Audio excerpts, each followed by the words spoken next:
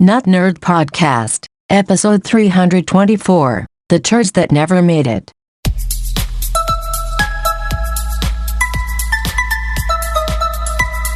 Welcome to the Not Nerd Podcast. I'm Nate Heath, and we are here to help you tech better.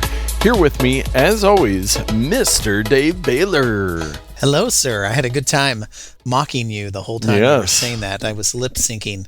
And I think if you put your voice over my mouth, it would line up 100% perfect. 100%. Because that's how we do. Yes.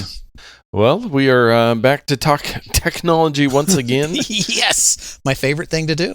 It is. And some follow-up. We always talk every year. Last week was the Super Bowl here in the United States, worldwide, the National Football League World Championships. Yes, the entire world comes out to watch America's game that only they play. Yes. Although I think that there are some countries that do play football, but they don't participate in the Super Bowl for sure. No.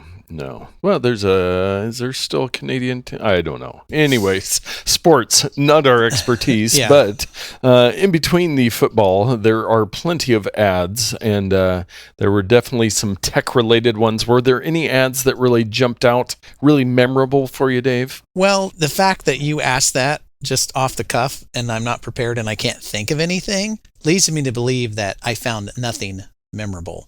However, I will bring up that crypto ad where they had the barcode floating around the screen. Oh yeah, the QR code, like an old DVD player for Coinbase. Coinbase. Yeah, even though I didn't think that was a fantastic ad, at least it was memorable. I'm thinking about it.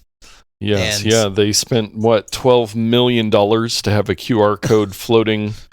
8-bit QR code floating across the screen, and I did scan the QR code because I'm that guy. I already have a Coinbase account, but yeah, that was one of them. There was the Larry David crypto commercial where him through the ages getting everything wrong, and then somebody asked him, "You gonna get into crypto?" And and then the Meta Quest 2 commercial with the Chuck E. Cheese-esque character that was discarded, and then he got a Meta Quest 2 headset, VR headset, and was connected with his old friends. There wasn't a whole lot. I've realized I've gotten my ADHD has gotten so good. I am not diagnosed, but I have gotten so good in just like tuning out ads that it's like hard for me during the Super Bowl to actually pay attention to ads. So I'd be like, hey, I just missed a whole commercial break. I'm going to go back and then skip over some of the football game. But yeah, I watched all of them. I perked up and tried to watch all of them or as many as I could. But yeah, I mean, it's an opportunity and it's a platform for agencies who have the money, or companies, I should say, to pimp their wares. And what were the costs of the Super Bowl ads? Were they like $17 million? Was like for 30 seconds? I think it was like $6 million per 30 seconds. So like $12 million for 60 seconds, which most people do not do. Oh, there was the Alexa one that was kind of creepy with Colin Jost from Saturday Night Live and his wife. Scarlett Johansson. Scarlett, not Sarah. And Sarah, I think she was in there somewhere. Yeah, how dare you disgrace Scarlett Johansson? I didn't realize those two were married, and when I saw him, I honestly could not place him. I'm like, I know he's an actor or something, but I can't place him. But now that you say Saturday Night Live, and he just does the news, right? Does he do any Yes, he does Weekend Update. I think he might be a writer on the show, possibly, but just Weekend Update with Michael Che, which I was realizing the other week we're a little bit behind this season, but I believe that I have watched every SNL episode since probably the late 90s. I cannot say the same. I don't think there's many people that can say the same. I'm not sure. I think the last I saw of SNL was a clip. I think as most people do it that way, we DVR it, and so then every once in a while we'll get through an episode really quickly on the YouTube TV DVR. But yeah, anyways, all that to be said, Super Bowl commercials, they spend a lot of money, but I mean, really, I heard a discussion on another podcast, and they were talking about just the fact of I mean, there is really no other event that even comes close to the Super Bowl as far as getting everybody's eyeballs in one place at one time. I mean, even the Olympics that just finished up, the ratings were abysmal. The big awards shows, those are really trailing off. But the Super Bowl, it's still one of those things. And they were trying to look at demographics to see if the youngs are watching the Super Bowl. And I think they said the average age of a viewer was 55. So it doesn't seem like the youngs are watching it as much as us olds. But yeah, it still fascinates me just how many people watch the Super Bowl, how much money is spent on those commercials, the whole shebang. The fact that you chose to say youngs and olds lets me know that you're pretty old. Yes, that's how I do. And speaking of the olds, good to know Neil Young and Joni Mitchell are back on Spotify. All right. Yes, finally. Without much fanfare, I will remind people that we are the most nonpartisan tech podcast on the internet. But yes, the whole Joe Rogan thing. And what caused them to change their mind? I did not see any official announcements. I think I'm going to go out on a limb and said it had to do something with money. And they are back there. I am not bringing up this week the Canadian trucker convoy with the 10-foot pole since of the early nonpartisan disclaimer, and that's a whole thing up there. But there is a fun fact about Spotify that I heard, and I was like, okay, tinfoil hat conspiracy theorist. Do you know which company they're the majority stakeholder of Spotify. There is Summit Investment Fund. They own like 13% of Spotify stock. Which other company they are the majority shareholder in? I forget the name of this. It's easily Googleable, but I forget their name. I have no idea. Moderna, the vaccine company. Of course. And I was like, there is no way this is true, just with all this weird stuff going on.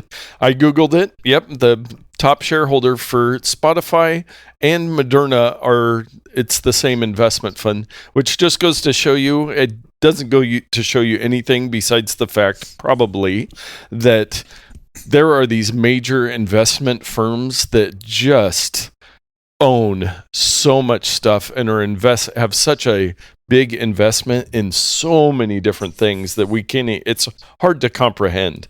Have you ever seen those charts that they show online? It's like, if you're going to hate whatever, you might as well hate these because these brands are associated with whatever. Yes. I can't remember the big conglomerate. Yeah, they have like Palmolive and Twix. Yes. There's like Unilever, that's what Unilever. Yes, yeah, they own like everything that has to do with your body or that you put in your body or is in your house or anything. It is crazy. Yeah, they own pretty much everything. And then a lot of the soda companies, Coke and Pepsi, own all kinds of things that you wouldn't even imagine.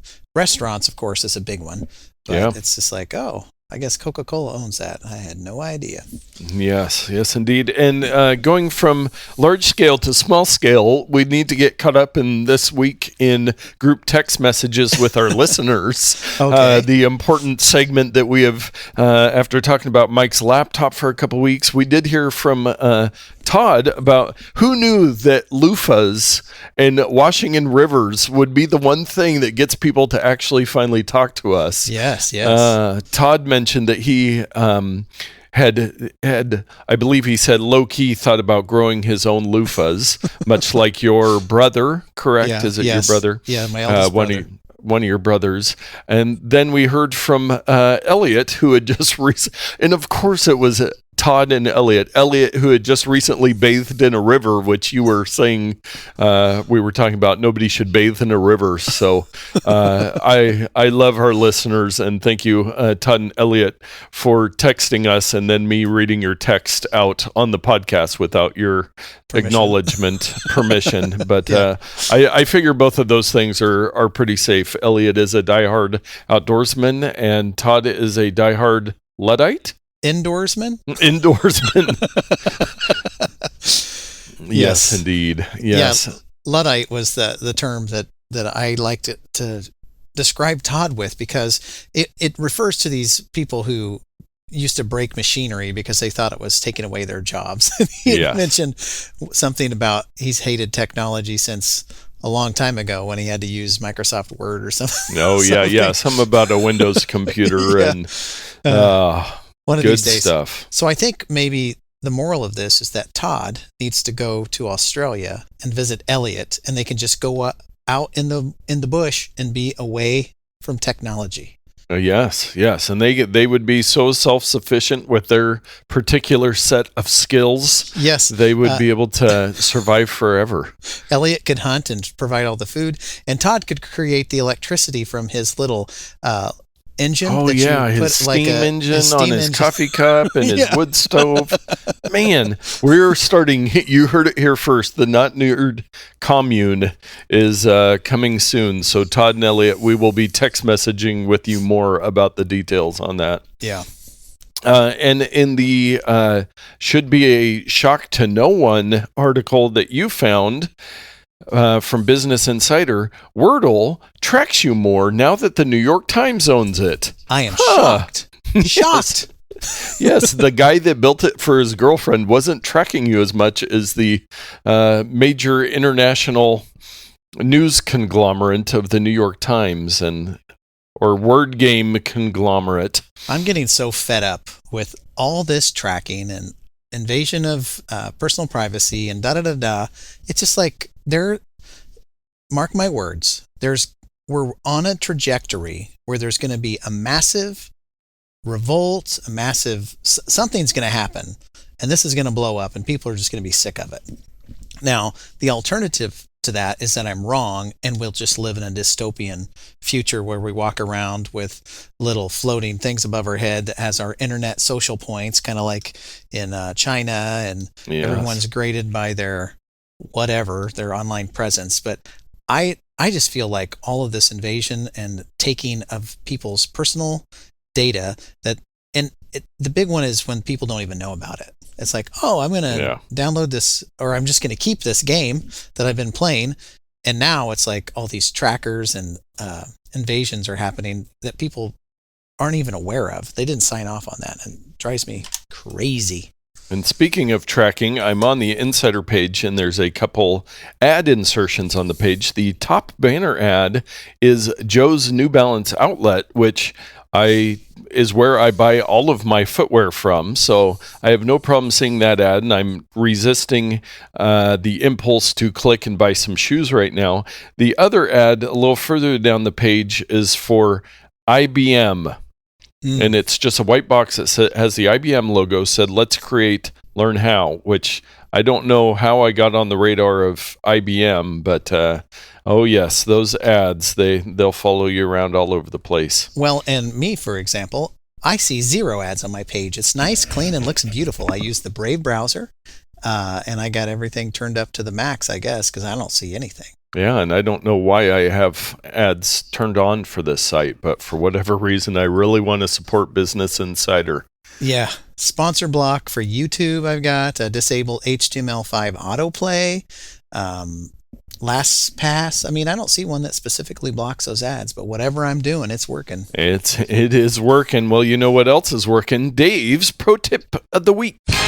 And it didn't take us long to circle back around to Todd, listener Todd. He and I had a conversation via the messengers, and we were talking about moving large files because he's doing some cleaning up of his physical and his digital lifestyle. And so he's moving some files around. And he's like, is there a better way than just dragging and dropping files and from one folder to a drive to make a backup? And I'm like, well, on the Mac, if you have a drive, you can use a program like Carbon Copy Cloner and just clone the entire drive. Oh, yeah. It makes a complete backup. But I'm like, if they're files, let's say movies or pictures or whatever, you can just drag the folder from one drive to the other, and it's going to take forever to copy. But I was reminded by something that I never use. And I think this probably works on Windows now. You might be able to tell me. But let's say in the olden days of a Mac computer, you would have to open up 2 Finder windows, one with your original files and one with your target folder. And then you would drag from one window over to the other window, it would start to copy, etc. Well, one of the problems happens when you have many files and folders. You might drag it to the wrong folder. And then it's like, oh no, do you cancel the copy? And then you've got like leftovers in this folder that has 9,000 things, and which ones were the ones that copied, yada, yada, yada. It can be a pain. And so I was reminded, you can just do this with one window if you want, but it's much safer. If you highlight a file, a stack of files, or even a folder of files, or even a folder of folders of files, you simply highlight the folder, go up to your menu bar to the edit menu and press copy, or for those of you who like to use your keyboard like me, it's Command C, then navigate to your target folder. Click anywhere inside that target folder and go up to your edit menu and press paste or Command V on your keyboard, and it will just copy the files right there. No drag and drop needed. It's a much cleaner and safer way to copy mass amounts of files so that you don't make the mistake that I've made many times of dropping them in the wrong folder. So that was a little tip. I hope that he can take advantage of that in moving his files. But Nate, on Windows, are you familiar if you can do the copy paste trick? Does that work these days? Yes, and I will often use a right-click function to do the copy and paste. But as you were saying that, I do still very often have the two windows open and the the drag. But I do it all the time, and I'm like, why am I doing this? It's just I could just copy paste and walk away, but no, I've got to. Oh, I went one folder too low. Oh, now it's sprung open, and now I've got subfolders, and how do I get back? And oh no, how do I cancel? Yeah, it's madness, and it's just me being old school, because you didn't used to be able to do it that way. So. Yeah, no, I could definitely get better at that, but that is one thing for many people that I interact with in the digital world, helping them with stuff. Getting a good command, pun intended, of your life when it comes to copying, pasting, cutting, pasting, all of those commands, oh man, it can make your life so much easier. Yeah, and the keyboard command, as we're talking about commands, is Control-C for copy, Control-V. There's no command button on your Windows. On Windows, yes. Yeah, so you switch over to the Control, which I will often be on my Mac, remoted into somebody on a Windows computer, where I'll have to switch between command and Control, which you said in the method that you use, you can actually have it mapped, which I could probably do. But so my life even gets the Nate Heath story more complicated. Yes, it does. Well, let us move on to our takes of the week. Last week, we were actually a little peek behind the curtain. We recorded a day early so that we could enjoy the Super Bowl. And I forgot to add this story in, but Samsung had their Unpacked event the other week, releasing their line of Galaxy S22 phones and their Tab S8 tablet and more. Wow. So I did try to watch This Week in Tech. They did a live stream of it, so they were watching and then kind of commenting. It's very hard for me to get excited about Samsung events because that is not my world, but they do have the new Samsung Galaxy S22, the larger S22 Plus, and the top spec S22 Ultra. And correct me if I'm wrong, are there 5 cameras on the back of the Ultra, or what are those additional 2 circles? I think it's just 3 cameras, and then there's 2 other, maybe one's a LiDAR or something, but you are correct. So they, instead of Apple going with their triangle configuration of the cameras, Samsung goes with the vertical. But yeah, on the Ultra, there's an extra 2 that look like smaller cameras. Now, don't get me wrong; these are great devices. If you're in the Android world and want to pay top dollar for a good phone, these are probably the ones you're going to want to go to. Now, the Ultra, they're saying that that's going to replace the Note. which was kind of the original phablet, the extra large phone with the built-in S Pen. And people love their notes. They love them to death. So there's a person I work with. She loves the Note series and is sad that it's kind of gone away. And I can confirm that that one of those additional dots is a camera. So there's a 4 camera. The other appears to be a sensor of some type. Gotcha. And then they also announced their Galaxy Tab S8 Ultra tablet, the quote from CNET, a humongous 14.6 inch iPad Pro competitor starting at $1,100. So that's a larger screen than your laptop has. So I agree with everything they said except for iPad competitor. Yes. Just because it looks the same and costs the same doesn't mean it's a competitor, but your mileage may vary. And unfortunately, they just don't lend themselves to be software focused. And many of the developers of these apps, it's just a blown up phone app. And they just don't work well. And if you're getting to a nearly 15-point-inch screen, imagine your phone app getting blown up that big. So yes, they are. Android tablets are definitely lacking in comparison with the iPad, Apple's iPad line. But again, if you're looking for the best Android tablet, I'm guessing this is probably it. But again, if you're cost conscious, it's probably you're spending around the same amount of money as Apple products on all of these Samsung products here. Yeah, and I love tablets. I'd love to have one, and I would not complain about having one. But if I had $1,100 and I had to choose between this or an iPad, even if I am an Android ophile, I'm probably still going to get the iPad because it can do more. It's much more powerful, and the software is where it really shines. Yes. Well, in social media news, President Trump has finally launched his Truth Social app.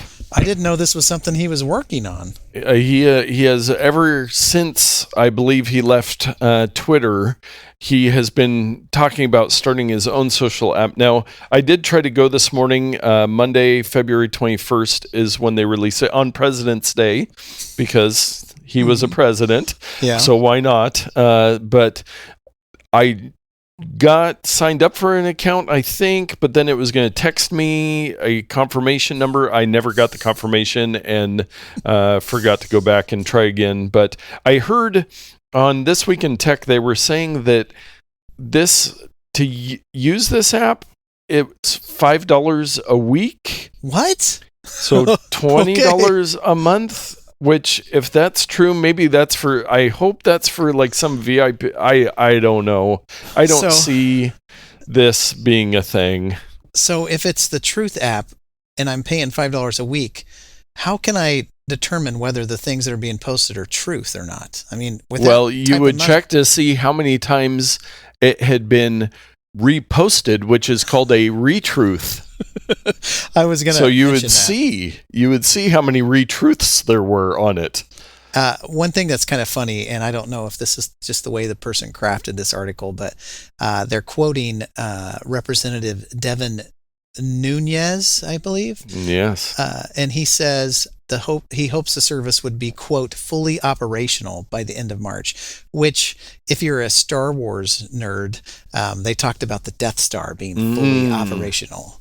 Gotcha. So I wonder if it was kind of a blanket comparison with the Empire or something like that. Or maybe that's just exactly what he quoted, but it just, I'm scanning down and see fully operational Death Star. Yes. That's what my brain goes and to. For those of you that have pre-ordered your Samsung S22 phones, an exact launch date for the service's Android app is yet to be announced.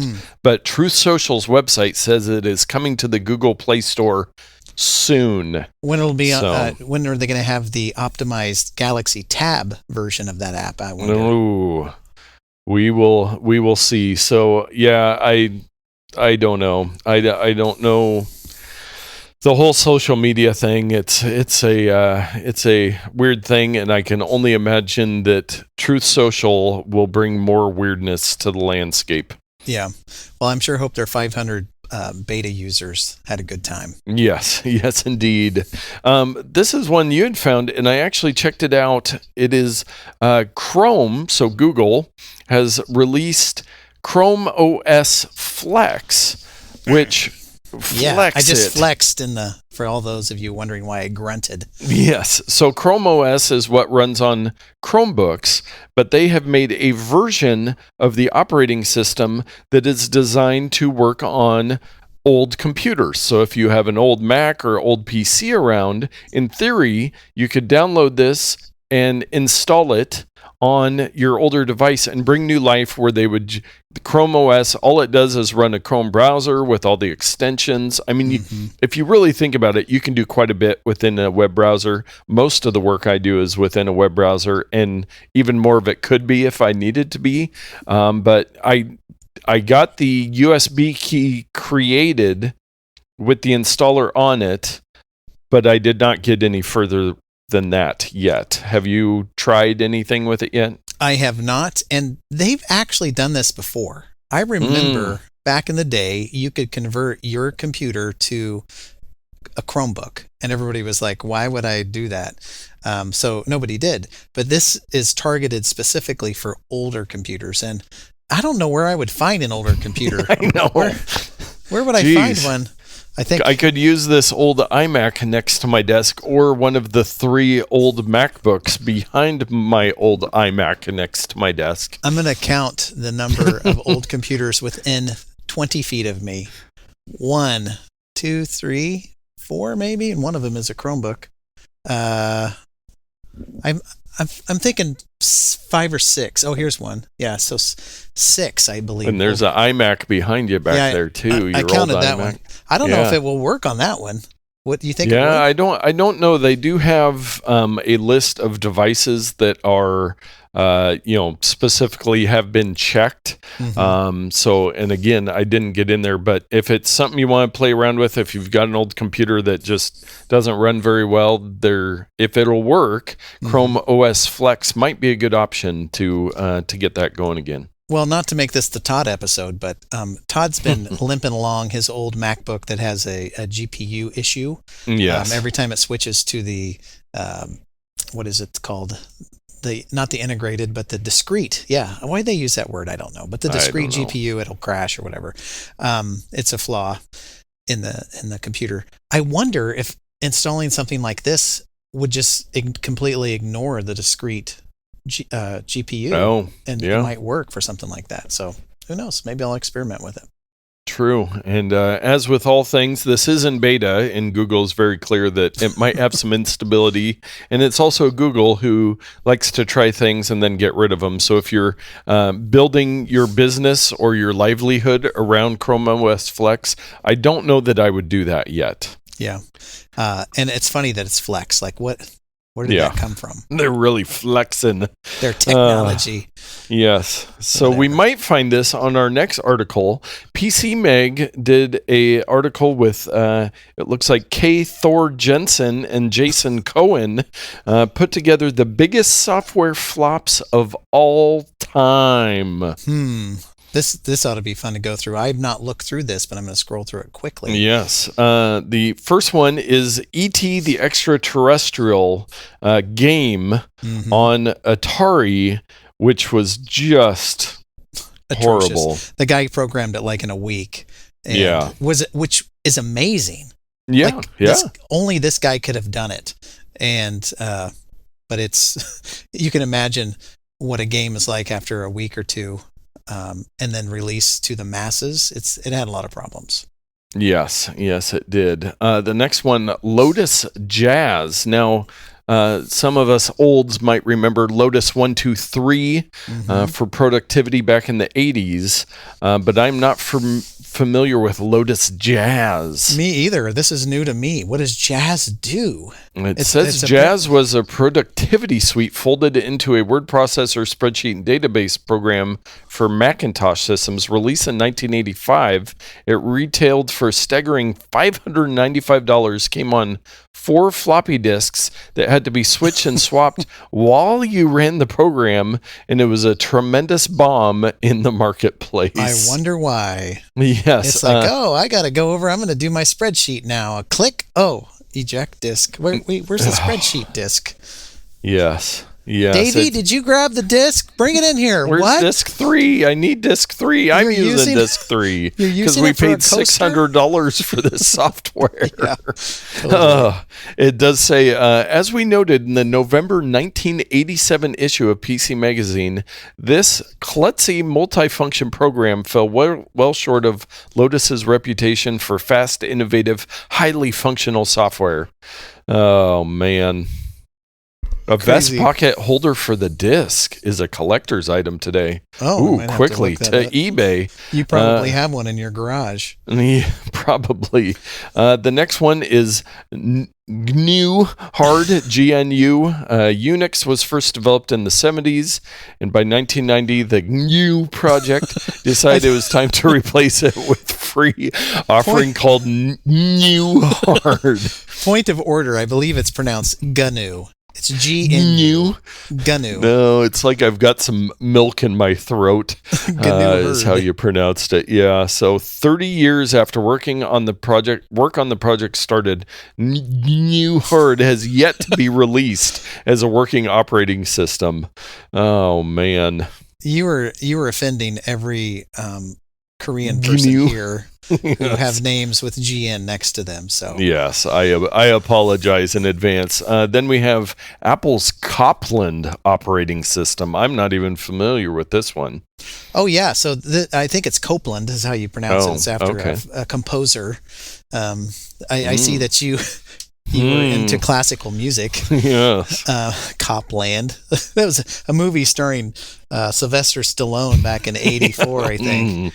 But classic. But Copeland was this operating system that they tried to build up and switch over to, and I don't think it ever happened. I don't think it even saw the light of day. Let me look through here real quick. Yeah, this was right before Steve Jobs came back with his next computing platform. But this was going to be the big savior for the Apple's Mac OS, which was showing its age at that time. It had very restrictive stuff. I mean, nobody will remember but you and I, but just to load the extensions would break the thing. And the fact that you had to load extensions to do certain things, and it was just a stack of garbage on top of garbage on top of garbage there at the very end. And so they were going to clean it out and do this whole thing, and they did not have the technical prowess to pull it off the way that they wanted to. And so they scrapped the whole thing and kind of went with Steve Jobs' next computing system, which turned into OS 10 or OS X. OS X. The next one, Microsoft Bob. It says Microsoft Bob was a bizarrely cheerful, newbie-focused OS that retailed for nearly $100 and featured a number of loquacious guides who chatted you through your experience. But it does say at the end, a bit of trivia. The widely reviled Comic Sans typeface was originally designed for Bob, but never used. And according to this, it said it was only in existence from March of 1995 to August of 1995. So I was not paying attention because I was busy graduating from high school. Yeah, and I think those months. I could be making this up. I'm sure the internet will correct me, but I think that Melinda Gates, prior to marrying Bill, this was like she came up with this idea because she worked at Microsoft. That's what I at least remember from the lore, but I could be wrong. Lore. Then we've got Apple OpenDoc technology. I don't even know. 96 to 97. Daikatana looks like a game from the year 2000. Oh, so he was the designer of Doom, Quake, and it says Wolfenstein. I believe that's Wolfenstein 3D. Yeah, they forgot an L. Yes. So he had Daikatana, first-person shooter about a sword master. That it moved to a new engine 6 months in, leading to considerable delays and development challenges. Too bad. Yeah. Netscape 6 made the list. Only 2000 to 2002? That was a very short time for Netscape 6. Yes. Yeah. Good old Netscape. Yeah. So, I mean, 2 years. I remember using Netscape, but I'm not sure that I ever really paid attention to what version I was using. Yeah, I have no idea. Internet Explorer 6 from 2001 to 2008. That's too many years. Way too many years. The entirety of Internet Explorer was way too many years. Palm OS Cobalt. Yeah, don't know. Don't know it. Juiced. Video streaming service are all the rage, but in 2007, two nice European boys were pushing their own platform to let you watch stuff on your computer, and it was called Juiced. That's kind of a suspect picture of He-Man and She-Ra there. Yes. Not quite what's going on there. Yeah, so seems like that was a little before its time. Windows Vista. Oh, Windows Vista was just... In my ignorance of Windows, I once asked an IT guy, can you put XP, or can you upgrade this computer? Why are we still running XP? And he's like, you want me to put Vista on it? And I was like, oh, that's why it's running XP. Never mind. That is probably why so many computers are still on Windows XP out in the world, because Vista was so bad. Oh, iTunes Ping. Oh, yeah. You remember the social network for music built into iTunes? That was gone for a hot minute. I tried to make it work, but it's like one of those things where you find a great new mobile game. Let's call it Pigbot. I'm just making up stuff. Yes. Hey, Nate, you want to play Pigbot? Do this. Like, none of your friends ever... They're like, I don't even want to download it. It looks stupid. And so you're like left alone. I felt that way with Ping. It's like, oh, I'm going to turn this on. And hey, Nate, do you want to? No. Hey, no. Tyler, no. Like nobody wanted to do it. So there you go. And Yahoo Screen, which is another streaming service before its time. Google Plus, which was actually pretty cool. Google is... Sorry for triggering you. I'm doing the trigger warning. The face palm maneuver. This absolutely could have been a competitor to both Twitter and Facebook. There were millions of users. They were innovating. They just one day Google said, you know what? We didn't overtake the entire world with our social media program. So instead of continuing to build it, we're just going to shut it down. Yeah. And it left this huge vacuum. Now what do people do? Do they go to Twitter? Do they go to Facebook? I mean, I think both of those services benefited greatly from Google Plus being shut down. I feel like Google Plus was growing and people were starting to get sick of the other platforms and get into this, but nope. And then Windows 8, which was almost as bad as Windows Vista. Facebook Home operating system. What? Oh yeah, I can remember this. You can install it over your phone, and it basically would just take over your phone. Take over your phone. Everybody wanted to do that. Go 90. That was that video service where you could turn the screen and it would be different. Just bad. What? I don't even remember that. Yes, I think that was. There was the other one. There was two of them where you could switch the videos. I remember talking about one, but nobody ever used it. Quibi? Was that one? Oh yeah, Quibi. Oh yes. Artifact. Oh. And look what's under Artifact. Quibi. Hey, we got ahead of ourselves there. Well, yes, there's you can go there, watch some videos, read some more on all these horrible software, but yeah, that's it happens. Yeah. These are the turds that never made it. Yes. Our last take of the week, I often hear people say, well, if we're having so many problems with supply chain and everything, why don't we just build chips, make all these chips in the U.S.? And then I would point them to this article saying construction of TSMC's U.S. chip plant delayed by labor crunch and COVID. So it's hard to find people to work, anywhere right now, but construction delays, labor delays. So maybe eventually we'll start building some chips in the U.S. at some point. And these would be computer chips, not potato or tortilla chips. If you cannot find somebody to work the counter at Starbucks right now, who's like paying in our area like $15 to $17 an hour, then you are not going to find anybody to build your TSMC chip plant. One, probably because there's the people who are doing construction right now can't Yes. keep enough employees to do what they're doing, let alone build all these new projects. So Yeah, so it looks like they started construction in June of 2021, and they're hoping to start production in early 2024. So Yeah. a 3-year process just to get the production started there. Lovely. We'll see if it can happen. At Yes. least they could save on shipping. Yeah. Yes, exactly. Unless they're going to take those chips and ship them over to China to be put inside the machines. To be put into something, so Yeah. then it just makes it all worse. Yeah. Oh, well, let us move on to our bonus odd take, and I'm not sure if this one is better or worse, but via kotkey.org, AI creates photorealistic portraits of cartoon characters. Oh.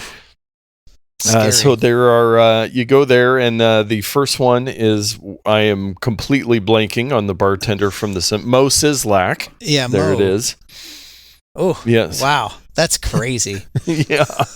So it took these cartoon characters and made them into very realistic looking, like they look like they would be a human being. The second one is the movie that you were Encanto you were singing about earlier. The third one, I think that's maybe the kid from The Incredibles. Ned Flanders, and then the guy from Up, and the guy Hydrali Dio has been doing this using an AI image processing software, and you can go to his Instagram and find more as well. What's funny about the guy from Up, the old guy from Up, is that it was voiced by, I just had his name in my, Ed Asner. And Ed Asner kind of looks like the character, so they could have just put a picture of Ed Asner on there. So. Yeah, they could have cheated on that one a little bit. Oh, man. Well, you know what we never cheat at? Our picks of the week. So this is going to be a little bit of a cheat. Oh, no, I'm just kidding. I purchased, and I still need to return yours, by the way. It's in my car. Oh, so, yes. Remind me. I don't know if our fan base is aware of an item called a field monitor. This is a small little video screen that you use in conjunction with a camera or a video camera or a switcher or something so that you can see video content that's maybe larger than your built-in display. And also, like if you're running some type of like traditional camera and you're doing video with it, you can't really get on the ground sometimes to see the screen, and so it'd be nice to have something up closer to your face where you can do low angle stuff. Where you need it. Yes, put the screen where you need it. So a field monitor is very popular, and I talked about my ATEM Mini a couple weeks ago. Of course, I could hook it up to a regular monitor, or I could even, because I can, get it into my computer through an HDMI adapter that I bought a couple years ago. But those ways are a little more complicated than I want. And I have to lug various cables and adapters, and if I had a big monitor, like I have to plug it in. Well, a field monitor is small, typically an LCD screen that you can add batteries to. This one that I have has a built-in battery, which is very, very handy. Most of them you can just put like a camera battery on the back, or you can plug them into power if you want. But they're very useful in the field. That's why they're called a field monitor. Even if you're inside, you're still kind of in the field. So I have one that I purchased kind of after testing yours and doing a lot of internet searching. You? Yeah. And I'm sad to say that I may have got the last one on Earth. Oh. But this is the 7-inch touchscreen camera video monitor, 3D LUT, built-in 3500 milliamp hour rechargeable battery, Ultra HD 1920 by 1200 IPS, and it goes on and on. I'm not as good as you. And it comes with this little tilt arm and a couple little adapters to hook it to your camera. So kind of nice. It'll power a power brick, which none of the other ones seem to come with. And it cost about $185. And when you click on the link, it takes you to the same item, but in the 5.5-inch model. I bought the 7-inch model. And the 5.5-inch model does not have the HDMI return out. So the way this works is you might have your camera go into the field monitor, but then you might want to have your field monitor go out to a bigger display so that other people who are involved with your video or camera shoot can see the content. Gotcha. Wherever they are. You could even get fancy and put like a wireless output so you could transmit it elsewhere. Wow. But anyway, the one that I got is the 7-inch version. I like it. It's kind of thick, but it does have that built-in battery. It's got an aluminum enclosure, so it's pretty robust. And it's called the DC80 4K by Timbercod. You know, the household name Timbercod. Our old favorite Timbercod. Yeah. Yeah, those guys make great stuff. Yeah, so the one I also got is touchscreen because I wanted to one-up you because that's what I like to do. Yes. So yours is a 5.5 inch, mine's a 7. Yeah. Yours has to have an external battery, mine has a built-in battery. Yours is plastic maybe? It might be aluminum. Yeah. Mine's aluminum, and yours has not a touchscreen. Mine has a touchscreen. So I'm not saying mine's better than yours, but I think yours is better. Yeah. Yes, it is. But I also bought it probably 2 years after you bought yours, so there's bound to be technology updates in that amount of time. But if you're looking for something, just go on Amazon. The Feel Good was another brand that's very popular. I think yours is a Feel Good. Isn't it? No. Yours is a Neewer. Neewer, because I love Neewer products. Yeah, Neewer and Feel Good are very popular. Nice. There would be no shame in getting one of those. But I went and found one from Timbercod that apparently is out of stock and you can't buy anywhere anymore. So, perfect. Great pick. Yeah, great pick. Thanks for sharing that one, Dave. Yeah. Let's all go out and not get one of those. Yeah, you can get the 5.5 inch with fewer features if you wish. Yes. Well, my pick of the week this week is something I received for Christmas. It's something that Dave and I have been discussing for many a moon, and mine is the Elgato Stream Deck Mini. Now, we've talked about Elgato in the past. They make various softwares. They do the Camlink 4K that was a previous pick of the week. But what the Stream Deck Mini is, it is a little... almost looks like an old alarm clock, a tiny alarm clock that would sit on your desk with the USB cable coming out of it. It looks like my Echo Show, honestly. Yes. And then it's got 6 little buttons on it. Well, if you're cheap, it's got the 6. Yes. The Mini is the 6 button. They have much larger ones. I figured I'd start with this one. But what makes the Stream Deck cool, you install some software on your computer, and then each of those buttons has a tiny screen, and they're fully customizable. So you go in the software, you tell it what you want to do. It'll work with they have many common applications built in there, different commands. You can put, like mute, or I have for the OBS software we use to do the backup recording of our show. I can just press a button on there, record. I've got Zoom app, so I just press a button, the Zoom app opens on my computer. I'm still getting it dialed in. One popular use would be like for a podcast, having your sounders programmed in there, so you would have a sound effect board. But the nice thing is, you can just go into the software, completely change it. You can have different screens, different profiles for depending on what you're doing. So I'm really working on trying to figure out what are the best things that I can't do quickly with a keyboard command, or some of those deeper things that I use all the time or want to be able to do quickly that I can just push this button. So they do have, this one is $80. Then they have the larger ones. I think the default one's like 16 buttons, 15 buttons.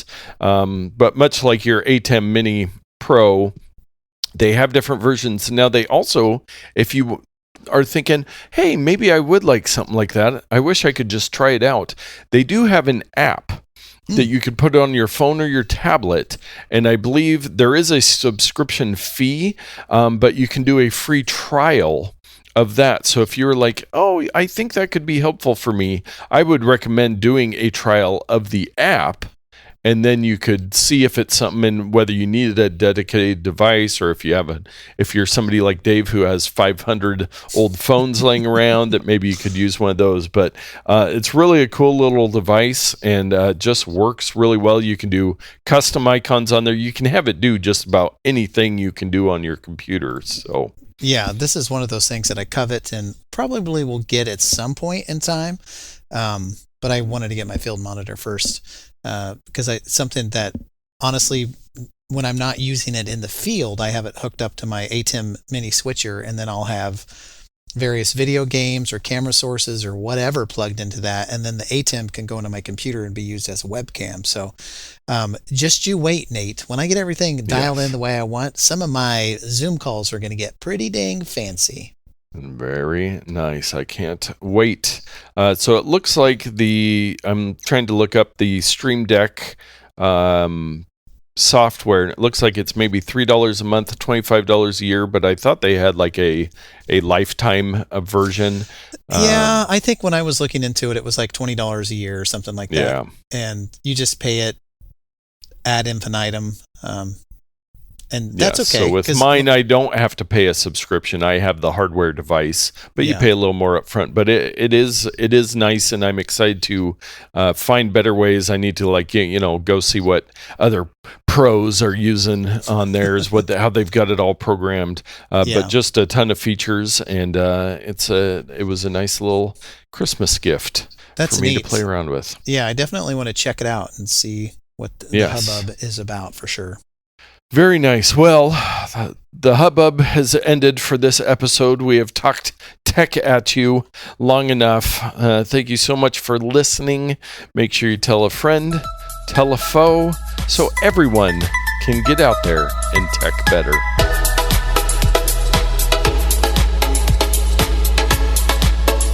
So do we want our foes to, do you want them to tech better? Faux nerd? Like not nerd? Faux nerd? Ooh. I'm just thinking if they're your foe, you don't want to help them tech better. But maybe we need to have a separate feed where we troll people or trick them. Yes. Download Internet Explorer 6 and Windows Bomb. Oh, not NAUGHT nerd podcast. That's the one you send your foes to. Yeah, man, that's tricky.